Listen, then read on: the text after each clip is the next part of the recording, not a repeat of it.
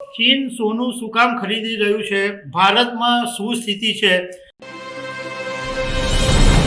ચીન છેલ્લા 21 મહિનાથી સતત સોનું ખરીદી રહ્યું છે અને હવે ઓઇલ પણ મોટા પાયે ભેગું કરવા માંડ્યું છે અને અત્યારે ઓઇલ ભેગું કરવામાં ચીને અમેરિકાને પણ પાછળ છોડી દીધું છે. તો ચીન સોનું શું કામ ખરીદી રહ્યું છે? ભારતમાં શું સ્થિતિ છે? આ બધા મુદ્દા ઉપર હું તમારી સાથે વાત કરીશ. મારું નામ રાજેશ શાહ છે અને તમે જોઈ રહ્યા છો ગુજરાતના સૌથી મોટા ડિજિટલ ન્યૂઝ પ્લેટફોર્મ ખબરછે.com.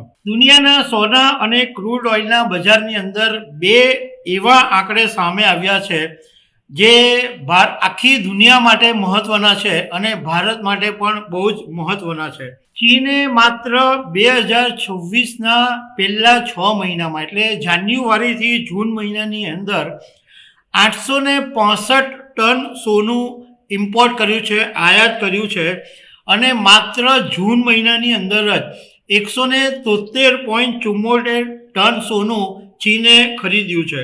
જે ગયા વર્ષે પહેલાં જે 6 મહિનામાં ચીનનો જે આંકડો હતો એ 457.39 ટનનો હતો. મતલબમાં 2025માં જાન્યુઆરીથી જૂન સુધીમાં ચીને 457 ટન સોનું ખરીદેલું. એની સામે આ વખતે 865 ટન સોનું ખરીદી દીધું. મતલબમાં 89 ટન સોનું આ વખતે ચીને વધારે ખરીદ્યું. તમે દર મહિનાનો ચીનનો આંકડો જોશો તો ખબર પડશે કે દર મહિને ચીન સોનું વધારે ખરીદી રહ્યું છે. જાન્યુઆરીમાં 94.16 ટન સોનું ખરીદેલું ચીને, ફેબ્રુઆરીમાં 113.18 ટન, માર્ચમાં 161.86 ટન, એપ્રિલમાં 159.84 ટન, મેમાં 162.55 ટન અને જૂનમાં 173.34 ટન. હવે સવાલ એ ઊભો થાય કે ચીન આટલું બધું સોનું શું કામ ખરીદી રહ્યું છે?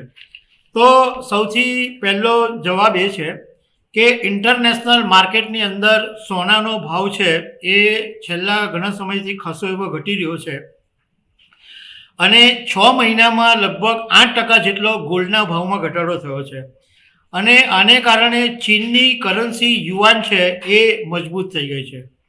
બીજું કારણ એ છે કે ચીનની કોમર્શિયલ બેન્કો છે એ મોટા પાયે ગોલ્ડની આયાત કરી રહી છે કારણ કે ચીનની અંદર લોકો માટે એક ગોલ્ડ એક્યુમ્યુલેશન પ્લાન્સ જેવા રોકાણના વિકલ્પ છે.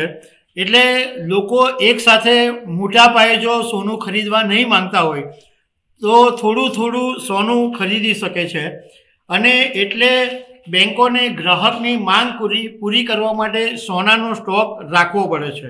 બીજું, જેવી રીતના આપણું ભારતમાં રિઝર્વ બેન્ક ઓફ ઇન્ડિયા છે એવી રીતના ચીનની સેન્ટ્રલ બેન્ક છે પીપલ્સ બેન્ક ઓફ ચાઇના, એ પોતાના સત્તાવાર રિઝર્વમાંથી અલગ સોનું ઉમેરે છે અને જુલાઈ મહિનાનો હજુ આંકડો નથી આવ્યો પણ પીપલ્સ બેન્ક ઓફ ચાઇનાએ પોતાના રિઝર્વની અંદર 20 ટન સોનું ઉમેર્યું છે. ચાઇનાની પીપલ્સ બેન્ક સોનું એટલા માટે ખરીદી રહી છે કે જો ભવિષ્યની અંદર ડોલરના ભાવમાં ફેરફાર થાય, વૈશ્વિક અર્થવ્યવસ્થાની અંદર કંઈ મોટો ફેરફાર આવી જાય, ઇન્ટરનેશનલ લેવલે રાજકીય અસુરક્ષા ઊભી થાય તો એવા સમયે સુરક્ષિત સંપત્તિ તરીકે સોનાનો ઉપયોગ થઈ શકે છે. હવે વાત કરીએ કે ક્રૂડ ઓઇલની. તો ચીન માત્ર ગોલ્ડ નથી ખરીદી રહ્યું પરંતુ ક્રૂડ ઓઇલ પણ મોટા પાયે ખરીદી રહ્યું છે અને જુલાઈ 2026ની અંદર ચીને 8.41 મિલિયન બેરલ ક્રૂડ ઓઇલની આયાત કરી છે અને ચીન પાસે દુનિયાનો સૌથી મોટો ક્રૂડ સ્ટોક હોવાનું કહેવામાં આવે છે. 1.7 અબજ બેરલ ક્રૂડ ઓઇલ ચીનની પાસે છે. ચીનનું માનવું છે કે ઉર્જા સુરક્ષા માટે ક્રૂડ ઓઇલનો સ્ટોક રાખવો જરૂરી છે કારણ કે હમણાં આપણે જોયું કે અમેરિકા અને ઈરાન વચ્ચેના યુદ્ધમાં મિડલ ઇસ્ટનો પ્રોબ્લેમ ઊભો થયો અને હોર્મુઝ ખાડીમાંથી ઈરાને ઓઇલનો પુરવઠો અટકાવી દીધો. તો એવા સંજોગોની અંદર દેશ કપરી પરિસ્થિતિમાં નહીં મુકાઈ જાય. જેમ આપણે ભારતની અંદર બહુ ટેન્શનમાં આવી ગયા કે જો 1 મહિનામાં ક્રૂડ ઓઇલ ખલાસ થઈ ગયું તો ભારે પડી જાય. તો એના માટે ચીન છે એ પહેલેથી સ્ટોક ક્રૂડ ઓઇલનો કરી રહ્યું છે. હવે ભારતની વાત કરીએ તો ભારતની અંદર દર મહિને ભારત લગભગ 75થી 100 ટન સોનું ખરીદે છે. પરંતુ આ વખતે સોનાના ભાવમાં વધારો અને ભારત સરકારે જે ઇમ્પોર્ટ ડ્યુટી હતી એ 6% વધારીને 15% કરી, એટલે હવે જે ઇમ્પોર્ટ છે એ ગોલ્ડનું બહુ જ ઘટી ગયું છે અને એવરેજ અત્યારે 25થી 30 ટન સોનું થઈ ગયું છે. ભારત માટે સૌથી મોટો પડકાર એ છે કે ગોલ્ડ અને ક્રૂડ ઓઇલ બંને માટે ઇમ્પોર્ટ કરવાના હોવાથી ડોલર ખર્ચવા પડે છે અને ડોલર ખર્ચવાને કારણે ભારતનો જે વિદેશી ઊંડિયામણ છે એની પર બહુ મોટી અસર પડે છે. હવે કદાચ તમને સવાલ એ પણ ઊભો થાય કે આ ચીન સોનું ખરીદી રહ્યું છે તો શું સોનાનો ભાવ વધે? તો જાણકારોનું કહેવું એમ છે કે માત્ર ચીનના ખરીદવાથી સોનાના ભાવ વધી જાય એવી શક્યતા હોતી નથી, કારણ કે સોનાના ભાવ વધવા માટે બહુ બધા ફેક્ટરો કામ કરતા હોય છે.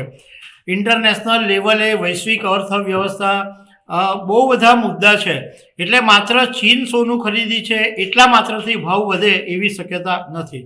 તો દર્શક મિત્રો, આવા અનેક અપડેટ સાથે મળતા રહીશું. આભાર.